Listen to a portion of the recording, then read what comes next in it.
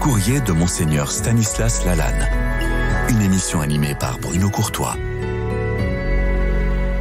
Monseigneur Lalanne, bonjour.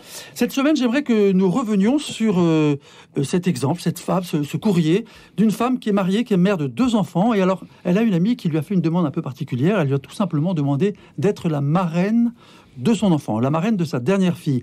Alors elle dit, après 9 années de gouffre où Dieu avait mis sur mon chemin des étoiles, etc. Enfin bon, elle se demande, c'est quoi cette responsabilité? Comment est-ce que je vais faire? Mais être marraine, c'est non seulement une responsabilité, mais c'est une mission. On ne fait pas simplement ça parce qu'on est amis très chers et qu'on veut rendre l'appareil parce qu'on est... Non.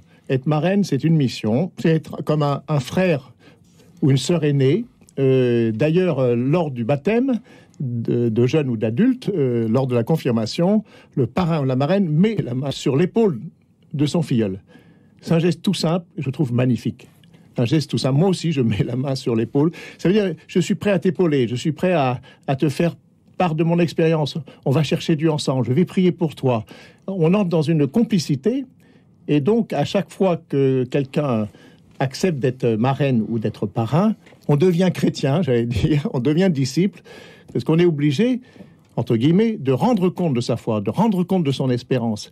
Et donc, le fait de recevoir une mission, c'est comme le fait de devenir catéchiste ou animateur de monderie, eh bien, ça oblige à dire la foi avec ses mots, avec ses tripes, avec son expérience, et c'est une mission magnifique. Et c'est souvent l'occasion, on vous demande d'être marraine ou parrain, quelquefois la personne n'est pas baptisée, dit c'est pas possible, et ça entraîne la préparation au baptême. À la suite de la lettre que je trouve assez belle, qui dit « J'ai alors pris la décision d'aller à l'église avec joie avec ma fille de 15 ans, etc. » Vous voyez, ça veut dire qu'elle ne pratiquait plus ou peu, et finalement, elle va devenir elle-même ce qu'on appelle une recommençante. Oui, et puis c'est sa fille de 15 ans qui va retourner à l'église parce que sa mère a fait cette expérience-là. Donc il y a une espèce de belle contagion de la mère à la fille dans la transmission de la foi. C'est-à-dire que la fille, voyant l'expérience que fait sa mère, sans doute aussi magnifique, ça lui donne envie aussi d'entrer dans ce chemin.